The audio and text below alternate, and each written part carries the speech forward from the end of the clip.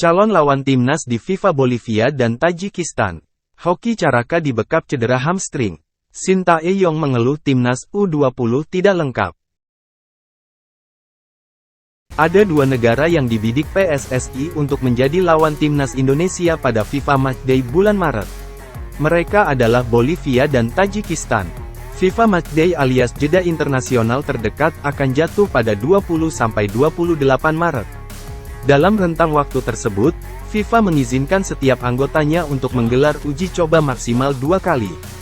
Untuk itu, PSSI pun membidik dua calon lawan untuk menghadapi Garuda.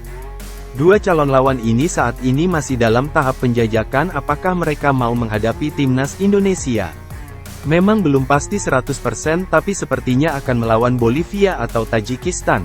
Tapi belum pasti ya masih dalam koordinasi, kata pelatih timnas Indonesia Shin Tae-yong kepada wartawan.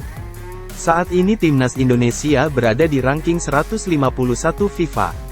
Menghadapi lawan dengan ranking lebih tinggi sangat diperlukan timnas Indonesia untuk memperbaiki posisinya. Adapun Bolivia saat ini berada di urutan ke-82 FIFA. Sementara Tajikistan menempati posisi ke-108 FIFA. Mereka berdua jauh di atas Indonesia. Pada jeda internasional sebelumnya, tim asuhan Shin Tae-yong sudah 2 kali menggelar uji coba dengan Curaçao. Hasilnya timnas Indonesia menang 2 kali dengan skor 3-2 dan 2-1. Dua kemenangan itu yang turut membantu timnas Indonesia memperbaiki posisinya. Sebelum 2 kali menghadapi Curaçao, Garuda masih di posisi ke-155.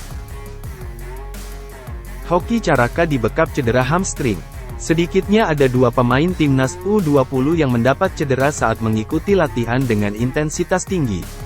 Penyerang timnas Indonesia U20 Hoki Caraka terpaksa menyaksikan rekan-rekannya berlatih dari tepi lapangan setelah mendapatkan cedera hamstring di tengah intensitas latihan yang makin meninggi.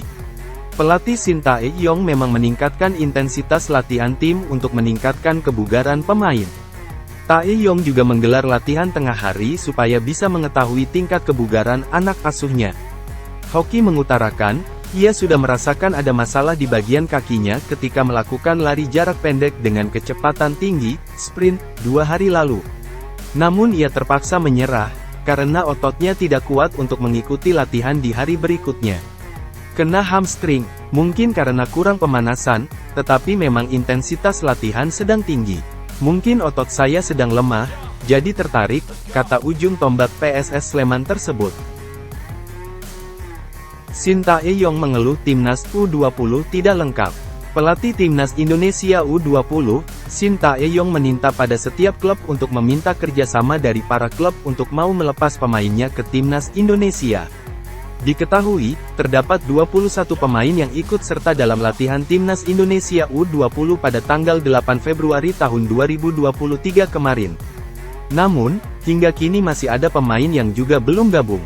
9 pemain lain yang belum gabung latihan timnas Indonesia U20 ini terdiri dari 3 pemain Persib Bandung, 4 pemain Persija Jakarta dan Marcelino Ferdinand serta Ronaldo Kuateh yang berada di luar negeri belum bergabung.